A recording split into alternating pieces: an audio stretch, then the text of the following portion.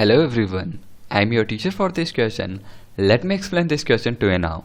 And the question says that a room is half as long again as it is broad. The cost of carpeting the room is 3.525 per meter square is rupees 175.50 and the cost of papering the walls at rupees 140 per meter square is rupees 240.80. If one door and two windows occupy 8 meter square, find the dimensions of the room.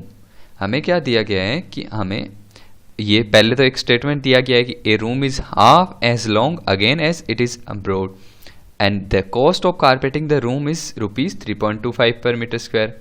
मतलब जो room है उसमें carpet बिछाने का जो cost है पर metre square 3.25 है, उस हिसाब से उसका रुपया लगा है उनके 175.50 और जो वॉल पे पेपरिंग करने का चार्ज है वो है 1.40 पर मीटर स्क्वायर और उस हिसाब से रुपया लगा है 240.80 और एक डोर और दो विंडो भी हैं रूम में जिनका एरिया है 8 मीटर स्क्वायर जो कि वॉल में से एक्सक्लूड करना होगा जहां पेपरिंग नहीं हुई है. हमें क्या करना है, डायमेंशंस निकालनी है रूम की. तो सबसे पहले तो लेट अस सपोज कि जो रूम की डायमेंशंस हैं वो हैं लेंथ L है, ब्रेड्थ B है और हाइट H है. तो हम पहले स्टेटमेंट का अब यूज़ करेंगे. पहला स्टेटमेंट क्या दे रखा है हमें, a room is half as long as again as it is broad.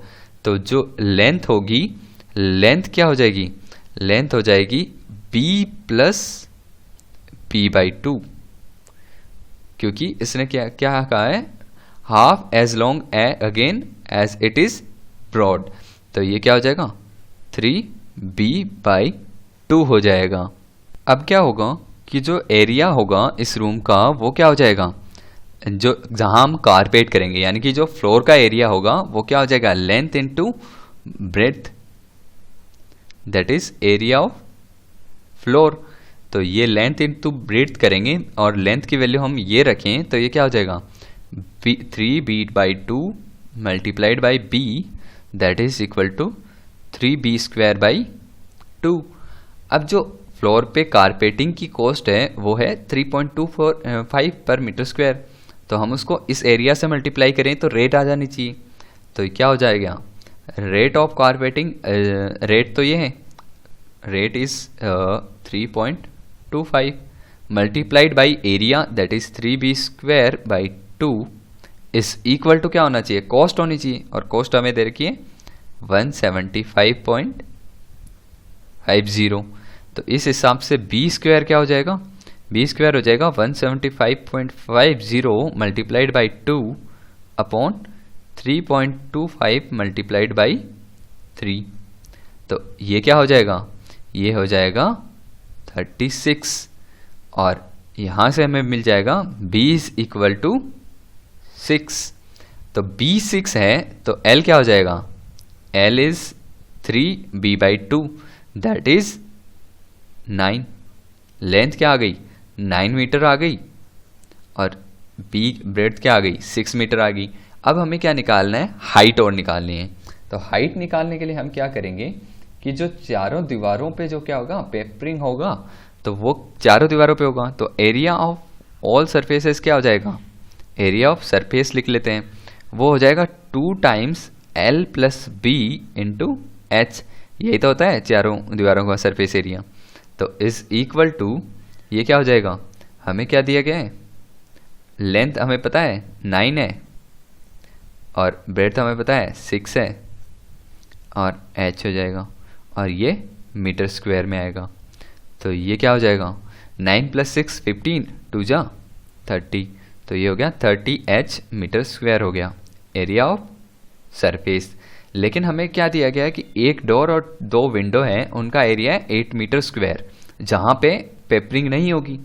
तो जो टोटल जो इफेक्टिव एरिया है ए इफेक्टिव जो होगा वो हो जाएगा 30h. इसमें से हमें क्या करना होगा, वो सब्ट्रैक्ट करना होगा 30h - 8 मीटर स्क्वायर. अब जो कॉस्ट है वो कॉस्ट हमें क्या दे रखी है, कॉस्ट दे रखी है हमें 240.80 और रेट क्या दे रखी है 1.40.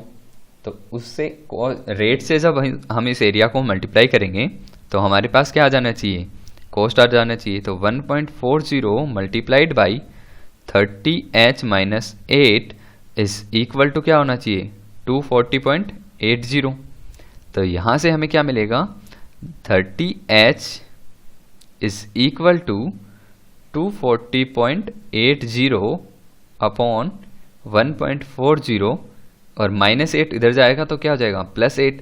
तो यहाँ से 38 क्या हो जाएगा, ये हो जाएगा 172 और ये +8 तो ये हो जाएगा 180। तो फाइनली जो h आ जाएगा, h इज इक्वल टू क्या हो जाएगा, 180 upon 30 that is equal to 6 metre. Hence we can say that therefore length is equal to कितना आया था, 9 metre and breadth is equal to 6 meter and height is also same, that is equal to 6 meter. I hope you understood the explanation. Thank you.